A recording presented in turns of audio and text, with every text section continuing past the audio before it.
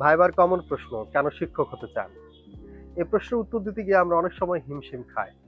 আমরা বুঝতে পারি না আমরা শিক্ষক হওয়ার ভাইবায় এসে উত্তরটি কিভাবে গুছিয়ে দিব।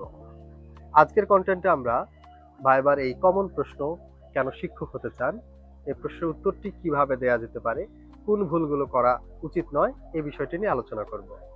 কেন শিক্ষক হতে চান এই প্রশ্নটির উত্তরে আমরা বেশিরভাগ সময় গতানুগতিক উত্তর দেই। যেমন শিক্ষকতা মহান পেশা, শিক্ষক জাতি গড়ার কারিগর ইত্যাদি নানান কিছু আমরা বলে থাকি। কিন্তু ভাইভাতে সাধারণত আপনার নিজের কথাটি জানতে চাওয়া হয়, যে এই বিষয়গুলো সাধারণভাবে আমরা জানি শিক্ষা জাতির মেরুদণ্ড কিংবা শিক্ষকরা জাতি গড়ার কারিগর। ভাইভা বোর্ডে যারা থাকেন তারা প্রত্যাশা করেন আপনার মধ্যে শিক্ষক হওয়ার আগ্রহটি কেন জন্মেছে, আপনি কি আসলেই শিক্ষক হবার জন্য যথেষ্ট পরিমাণে আগ্রহী কিনা, এই বিষয়টি তারা জানতে চান। সেক্ষেত্রে আপনার গতানুগতিক যেগুলো উত্তর বা কথা সাধারণভাবে আমরা জানি, বুঝি এবং বলা হয়, বা বেশিরভাগ পরীক্ষার্থী ভাইবা বোর্ডে এসে বলেন, সেগুলোর বাইরে আপনি কিছু বলতে পারছেন কিনা। সেক্ষেত্রে আপনি কি করতে পারেন? আপনি সব সময় সত্য সঠিক কথাটি বলবেন, আপনার নিজের গল্পটি বলবেন, কারোটি কপি করা কিংবা কারো বক্তব্য থেকে ধার করা বক্তব্য না নেওয়ার চেষ্টা করবেন। ফলে বক্তব্যের সৃজনশীলতা বা মৌলিকত্ব এবং অভিনবত্ব থাকলে আপনার বক্তব্য ভাইবা বোর্ডকে আকৃষ্ট করতে পারে। যেমন আপনি বলতে পারেন, আমি যেখানে বসবাস করেছি, বড় হয়েছি, সে মূল্যবোধ, সে দীক্ষাগুলো আমাকে আজ পর্যন্ত বা আজকের এইখান পর্যন্ত এনেছে।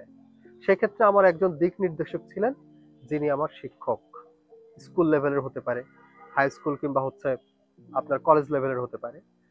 তিনি আপনাকে গাইড করেছেন, আপনার মতো আরো অনেককে গাইড করেছেন, যাদের গাইডেন্স, যারা ওই শিক্ষকের গাইডেন্সের কারণে আজকে বড় বড় ইউনিভার্সিটি কিংবা কলেজে পড়াশোনা করছে, বা তাদের জীবনে তারা প্রতিষ্ঠা লাভ করেছে বা করার চেষ্টা করছে। ফলে একজন শিক্ষকের যে ভূমিকা একজন ব্যক্তিকে, একটা পরিবারকে উঁচু আহ, অবস্থানে নিয়ে যেতে পারে, উঁচু অবস্থানে নিয়ে যেতে পারে, সে জায়গাটি আপনি বলতে পারেন। আপনি বলতে পারেন শিক্ষক তার মহানুভবতা, তার পার্সোনালিটি দ্বারা আপনাকে আকৃষ্ট করেছে। সবসময় তিনি উঁচু মন মানসিকতার ছিলেন। তিনি খেলাধুলায়, সাহিত্য সংস্কৃতি চর্চায়, শিক্ষার্থীদের সাথে মিশে তিনি এক ধরনের সুসম্পর্ক তৈরি করেছেন, যেটা আপনাকে, আপনার মতো আরো বহুজনকে তার ব্যক্তিত্বে আকৃষ্ট করে রেখেছে।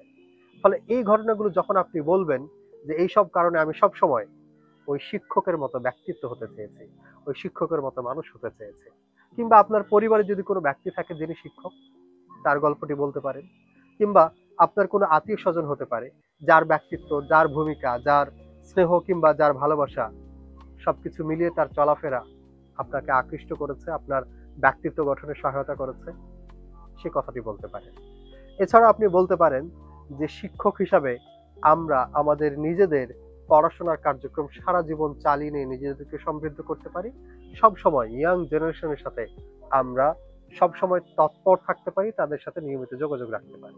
ফলে সব সময় পরবর্তী প্রজন্মের সাথে যে মেশার আগ্রহ অনেক সময় আমাদের থাকে, আমাদেরকে কাজী নজরুল ইসলামের মতো বৃদ্ধ বয়সেও যুবক রাখে, সেই বিষয়টি আপনি তুলনা করে বলতে পারেন, এই কারণে আমি শিক্ষক হতে চাই, সন্তানদের সাথে, পরবর্তী প্রজন্মের সাথে মিশতে চাই। এছাড়াও আমি শিক্ষিত হয়ে, শিক্ষক হয়ে জাতি গঠনের পেছনে ভূমিকা রাখতে চাই, ইত্যাদি বিষয় পরবর্তীতে আপনি যুক্ত করলে আপনার বক্তব্যটা তাদের কাছে আকর্ষণীয় হয়ে উঠবে। আশা করছি নিজের মতো করে গল্পটি সাজাবেন। আমরা প্রত্যেকেই মানুষ হলেও যেমন আমাদের চেহারা, অবয়ব কিংবা গঠন দেখে আমাদেরকে আলাদা করা যায়, আপনার বক্তব্যটিও সেরকম ভাবে আপনি আলাদা করার চেষ্টা করুন, নিশ্চিতভাবে আপনি সফল হবেন। শুভকামনা রইল।